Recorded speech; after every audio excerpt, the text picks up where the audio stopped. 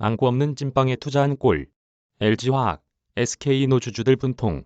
상장사가 핵심 사업부를 자회사로 쪼갠 뒤 재상장하는 물적 분할이 개인 투자자들의 거센 반발을 부르고 있다.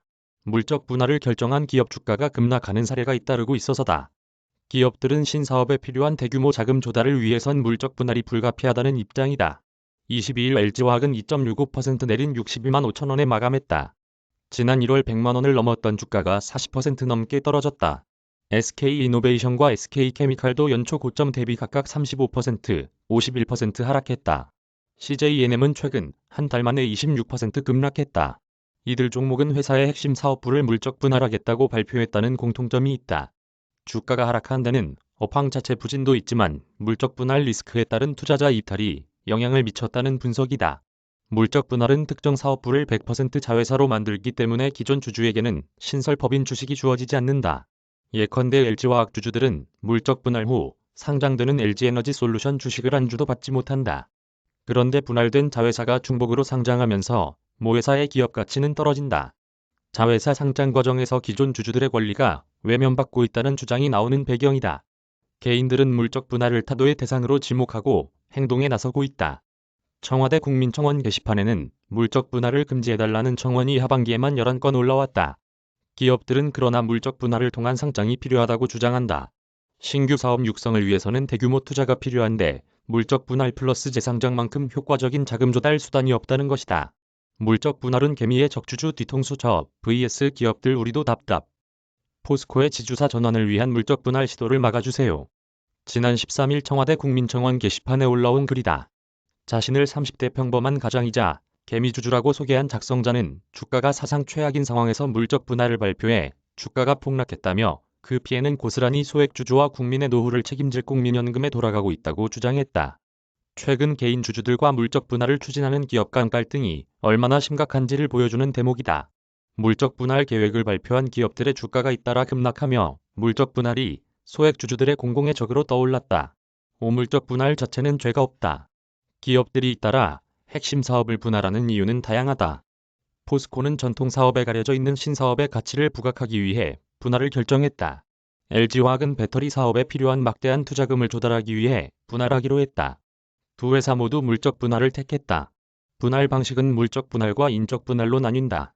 주주 관점에서 보면 신설법인의 지분을 기존 존속법인 주주에게 똑같은 비중으로 나눠주면 인적 분할이다.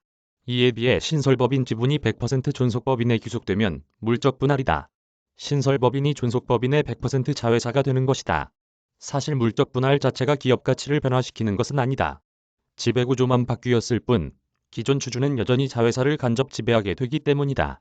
LG화학이 LG에너지솔루션 물적 분할을 발표한 지난해 9월 17일 LG화학 주가는 6.11% 하락한 64만 5천 원에 거래를 마쳤다.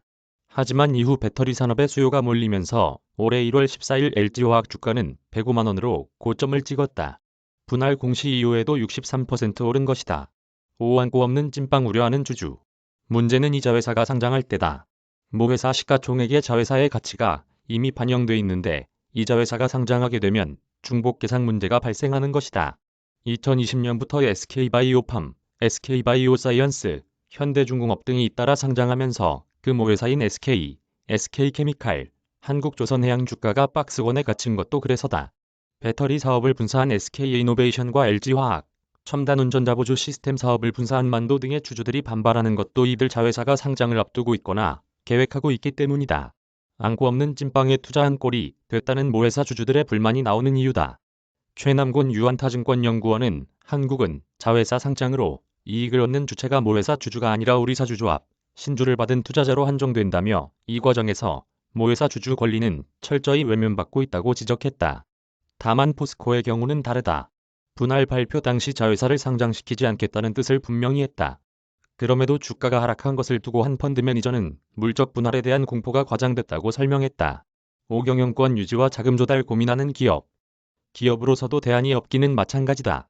국내 법 테두리 안에서는 최대 주주의 지배력을 유지하면서도 자금을 조달할 수 있는 운신의 폭이 좁기 때문이다. 주식회사 LG는 LG화학 지분 30.06%를 보유하는 방식으로 LG화학을 지배하고 있다. 만약 LG화학이 배터리 사업 인적 분할을 선택했다면 LG에너지솔루션은 LG화학과 마찬가지로 주식회사 LG가 30.06% 지분을 보유하는 자회사가 된다. 공모증자 방식으로 자금을 조달하면 주식회사 LG의 지분율이 낮아져 경영권 위협을 걱정해야 하는 상황이 생길 수 있다. 공정거래법상 지주사는 자회사 지분을 20% 이상 보유하도록 하고 있어 자금 조달 과정에서 주식회사 LG 지분율이 20% 미만으로 줄어들면 공정거래법 위반이 된다. 국내에서는 차등 의결권이 인정되지 않는다는 점도 한계로 지목된다. 자회사를 상장시키지 않은 대표 사례로 꼽히는 구글의 모회사 알파벳은 B주의 의결권이 A주의 10배다. B주는 창업자의 경영권을 방어하기 위한 수단으로 레리 페이지와 세르게이 브린이 80% 이상 보유하고 있다.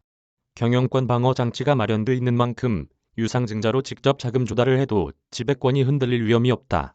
시장 관계자는 미국과 달리 국내 기업은 각종 제도를 고려했을 때 물적 분할을 통해 자금을 조달할 수밖에 없는 요인이 존재한다고 설명했다. 오자회사 상장 금지? 나스닥행 우려. 정치권에선 물적 분할 관련 제도를 개선해야 한다는 목소리도 나온다. 이용우 더불어민주당 의원은 거래소 상장 규정을 개정해 물적 분할 후 자회사 쪼개기 상장을 금지하는 것도 검토해야 한다는 입장이다. 다만 물적 분할 후 자회사 상장을 금지할 만한 근거는 부족하다. 세계 거래소 가운데 모자회사 동시 상장을 제도적으로 금지하는 국가는 없기 때문이다. 대체제가 있다는 것도 문제다.